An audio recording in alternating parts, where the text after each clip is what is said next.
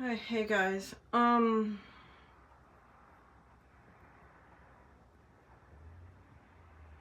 Yeah. I woke up this morning and my throat is hurting. I've been coughing. I don't feel that great. I'm really tired. I just feel just drained. I'm really hoping I don't have COVID again. Oh God. I have a headache. I don't feel good. I'm hoping that it's just like a little cold or a sore throat or something. I sleep with my window open. I sleep hot, and I'm hoping it's just from that. So everybody cross your fingers. I can't cross my fingers.